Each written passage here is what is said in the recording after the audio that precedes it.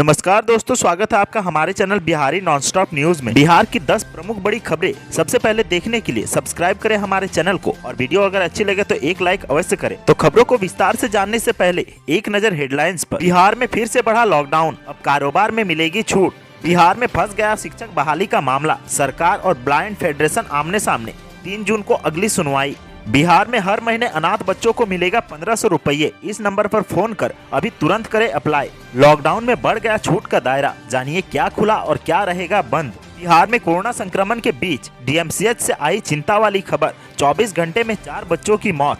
अब बच्चों पर आई आफत, नई बीमारी MES-C के शिकार बनने लगे बिहार के मासूम, अब तक 7 की पहचान। बिहार में खत्म हो गया यास चक्रवाती तूफान का असर, अब 13 जून को मानसून की एंट्री।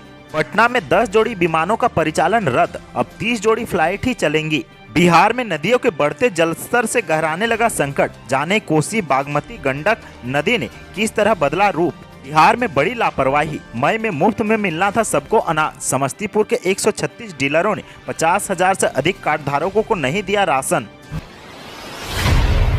बिहार में एक बार फिर से लॉकडाउन बढ़ा दिया गया है। बिहार में 1 जून को खत्म हो रहे लॉकडाउन को बढ़ाकर अब 8 जून तक कर दिया गया है। मुख्यमंत्री नीतीश कुमार ने खुद इसकी जानकारी दी है। सरकार ने 8 जून तक यानी 1 सप्ताह के लिए लॉकडाउन में इजाफा किया है। हालांकि इस लॉकडाउन के दौरान ऑफ द छूट का दायरा भी बढ़ाया जाएगा। मुख्यमंत्री नीतीश कुमार ने खुद कहा है कि बिहार में अब कारोबार के लिए अतिरिक्त छूट दी जाएगी। सीएम नीतीश ने ट्वीट करते हुए लिखा है कि कोरोना संक्रमण को देखते हुए लॉकडाउन को 1 सप्ताह अर्थात 8 जून 2021 तक बढ़ाने का निर्णय लिया गया है, परंतु व्यापार के लिए अतिरिक्त छूट दी जा रही है। सभी लोग मास्क पहने और सामाजिक दूरी बनाए रखें।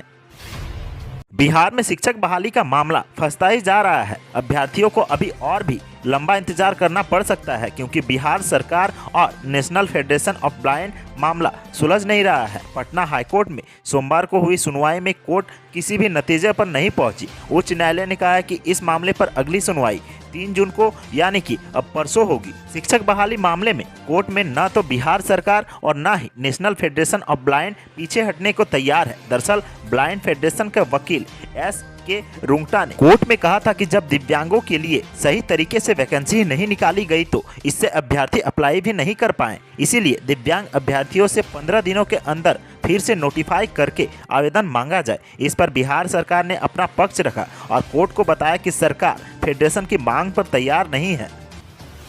बिहार कोरोना महामारी की मार झेल रहा है। इस महामारी में अब तक हजारों लोगों की जान चली गई। इस बीच बिहार के मुख्यमंत्री नीतीश कुमार ने कोरोना काल में अनाथ हुए बच्चों को 1500 रुपये हर महीने देने का ऐलान किया है। बाल सहायता योजना के माध्यम से बच्चों को पैसे दिए जाएंगे। इस योजना को लेकर पटना के जिलाधिकारी डॉक्टर चंद्रशेखर सिंह ने विस्तृत जानकारी दी है। पटना के डीएम डॉक्टर चंद्रशेखर सिंह ने बताया कि कोरोना वायरस के कारण अनाथ हो गए बच्चों को बिहार सरकार के स्तर से सहायता प्रदान करने की घोषणा मुख्यमंत्री ने की है। ऐसे बच्चे जिनके माता पिता दोनों की मृत्यु हो गई है, जिसमें कम से कम एक की मृत्यु कोरोना से हुई हो, उन्हें सहायता प्रदान करने के लिए बिहार सरकार कल्याणकारी योजना शुरू की है। पटना जिला प्रशासन ने बताया कि कोरोना के कारण अनाथ हुए बच्चों का आंकड़ा संग्रह कर उन्हें लाभान्वित करने का निर्देश दिया गया है। ऐसी परिस्थिति में लोगों को सुविधा के लिए जिला कोरोना नियंत्रण कक्ष स्थापित किए गए हैं, जिसका फोन नंबर 0612 22 19 090 परिचालित किया गया है।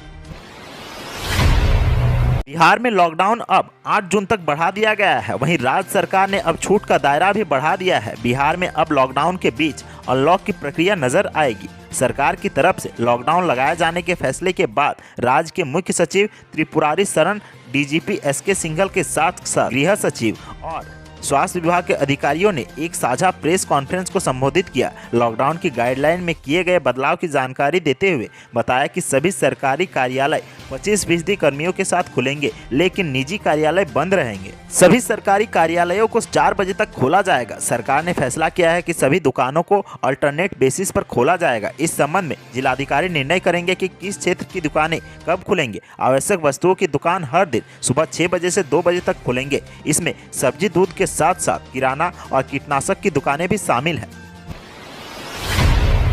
बिहार में कम होते कोरोना संक्रमण के बीच दरभंगा से एक चिंता वाली खबर सामने आई है। दरभंगा के डीएमसीएच में पिछले 24 घंटे के दौरान 4 बच्चों की मौत हो गई है। इनमें से एक बच्चे की कोरोना से मौत के बाद अब यह सवाल उठने लगा है कि क्या कोरोना वायरस की तीसरी लहर ने दस्तक दे दी है। दरभंगा मेडिकल कॉलेज अस्पताल के प्रिंसिपल के मुताबिक जिन बच्चों की मौत हुई है उनमें से ज्यादातर को सांस लेने में परेशानी थी। कुछ बच्चों में निमोनिया जैसे लक्षण भी थे, लेकिन एक बच्चा कोरोना वायरस से संक्रमित था। अस्पताल के मुताबिक 4 बच्चों में से एक बच्चे की रिपोर्ट पॉजिटिव आई थी, जबकि बाकी 3 बच्चे कोरोना निगेटिव थे। आपको बता दें कि दरभंगा के डीएमसीएच में ही जन अधिकार पार्टी के अध्यक्ष और पूर्व सांसद पप्पू यादव का इलाज चल रहा है। सबसे पहले उन्होंने ही ट्वीट करते हुए दरभंगा में 4 बच्चों की मौत की खबर दी थी। इसके बाद समाचार एजेंसी एएनआई ने दरभंगा मेडिकल कॉलेज के प्रिंसिपल से बात की और उसके हवाले से अब तक 24 घंटे में 4 बच्चों की मौत की पुष्टि हो गई है।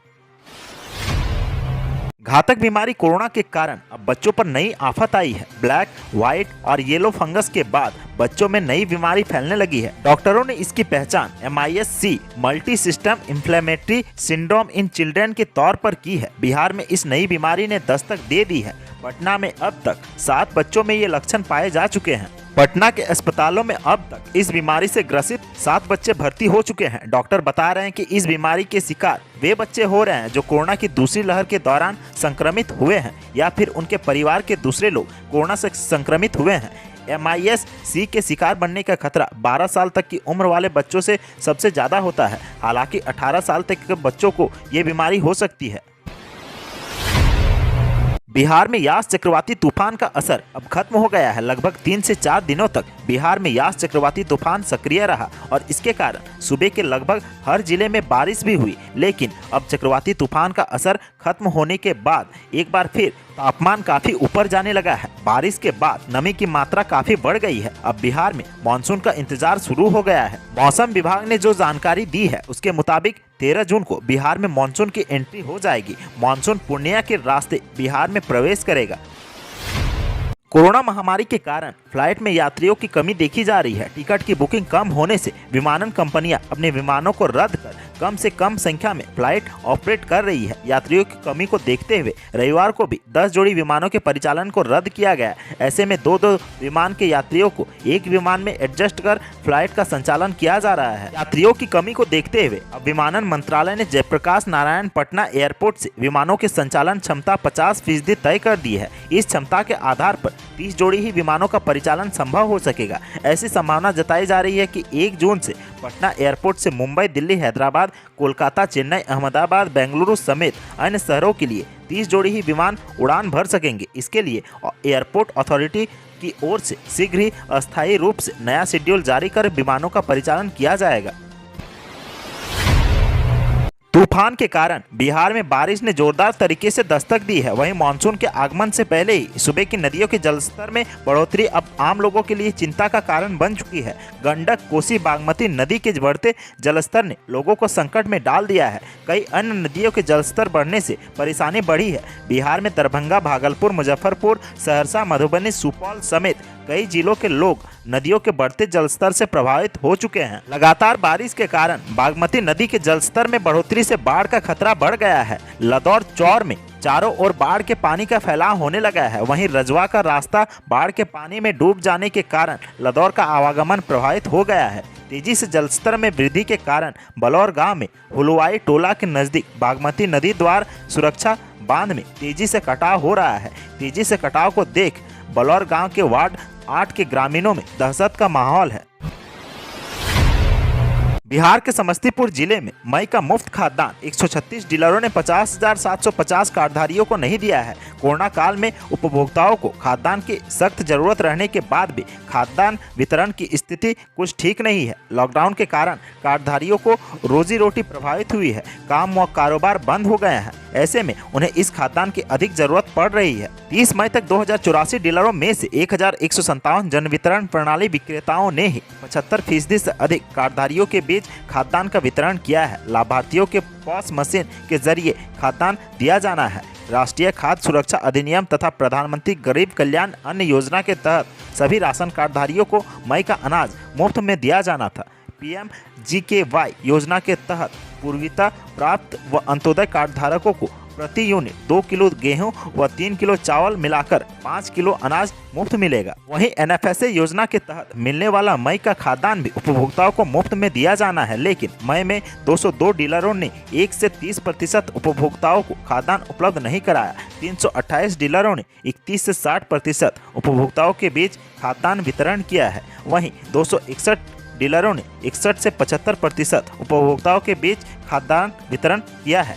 तो आज की सुर्खियों में बस इतना ही। बिहार से जुड़ी खबरों के लिए सब्सक्राइब करें हमारे चैनल को और साथ ही साथ अपने दोस्तों और रिश्तेदारों में शेयर जरूर करें। धन्यवाद।